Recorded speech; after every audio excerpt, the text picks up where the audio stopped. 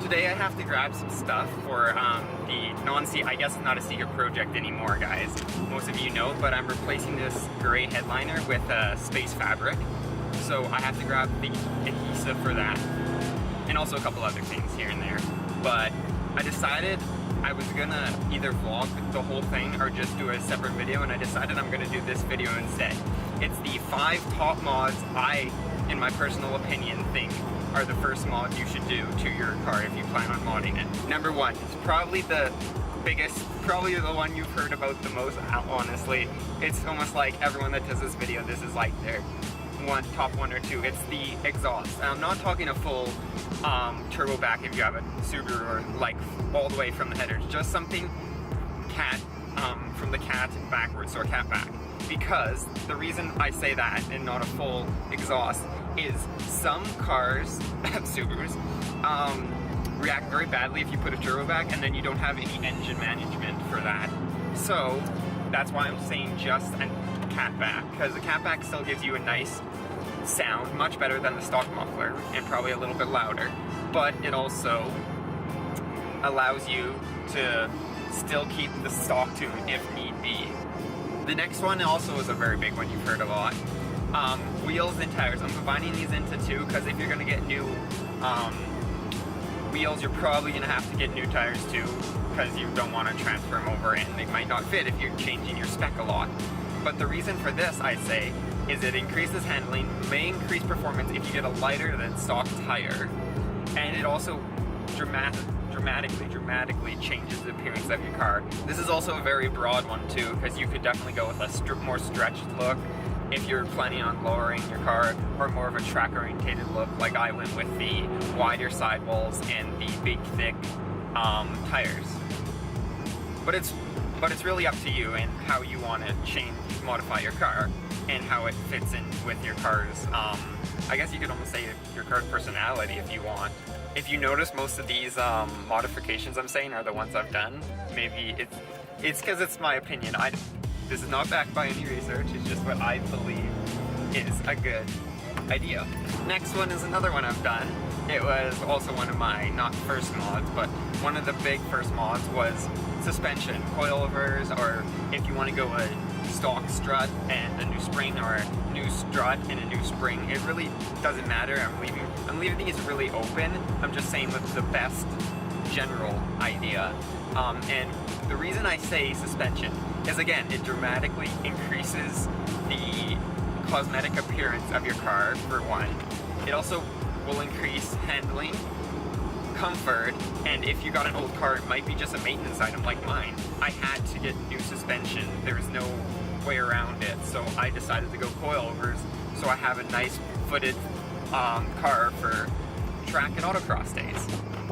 Here's another thing about my personal opinion, is I would definitely go, if you have the money, go for a good coilover setup, just because it allows for so much customizability. Because if you want that stretched cambered look, you could definitely just most coilovers now have camber plates, so you can camber it out and lower. Most coilovers will also go very, very low.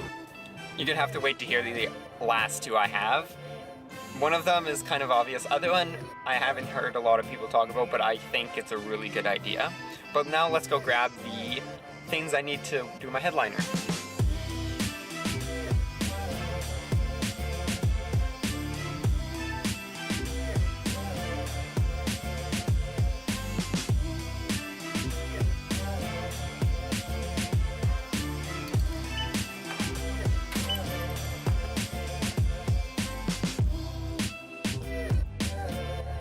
That didn't go as well as planned.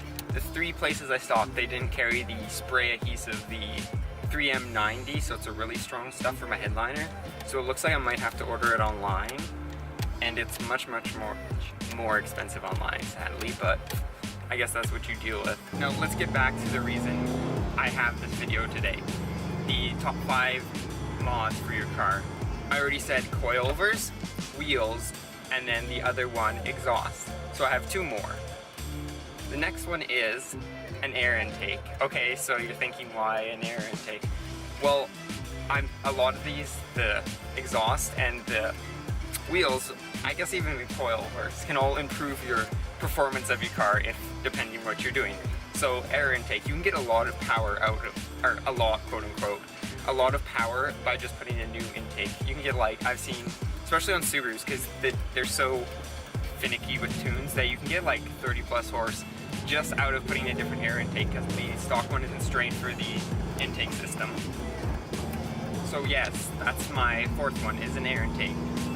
Again, I'm leaving these super general. You could go with a cold air intake, which people argue has more power than if you go a short ram air, which I have. Makes a less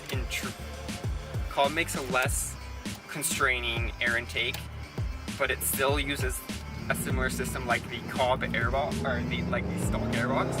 So if you want to keep, you don't want to hear that for whatever reason, you don't want to hear that, you can definitely go with that. Or there's other reasons, like maybe you're in a dusty environment, but an air intake is definitely one of the mods that I would first do on a car. Fortunately, this car actually had the SPT it's a shorty intake, so you can watch my intake temps go when I'm just sitting there, but I could go cold air, but not yet. And the last one, which might be actually kind of controversial depending on who you talk to, is engine management system. So as I have the access port, you go, access port makes lots. They have ones for Mazdas, they have Porsches if you somehow get a Porsche, or they make it for tons of different brands, GTRs even, but just any general engine management system, because once you start putting exhaust and intake, you're going to start messing with the air fuel ratios. Also a nice thing would be gauges like air fuel gauge. That's a big thing that I definitely want to do, but something that allows you to, or allows the tuner, unless maybe some of you guys tune, I want to know how to tune, I might take the Cobb University thing just to get a more basic understanding of how the Cobb system works and how to tune, but I would definitely need an air fuel ratio for that one. But that engine management system will allow you to squeeze even a little more horsepower after you take and put on your Catback, as I said, and your intake. You can actually go stage 1, which I was running for the longest time, and this car, I'm not sure how long it was running, it seems to be running fine with that. So that's a good idea.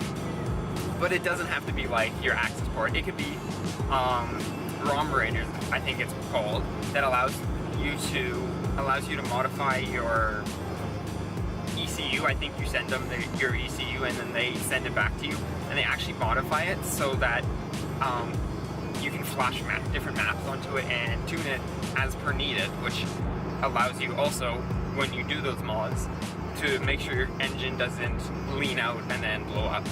There's my top 5 mods that I would personally do if I bought a new car, or even a used car that doesn't have any modifications. Again, these are very biased in my current schedule, I guess, for my car, and what I've done to my car and what people have done. Also, it's very biased, I would say, to the Subaru, because that's what I know best. So I know that getting the engine management system super easy. You just get an access port, marry it, and then you're done.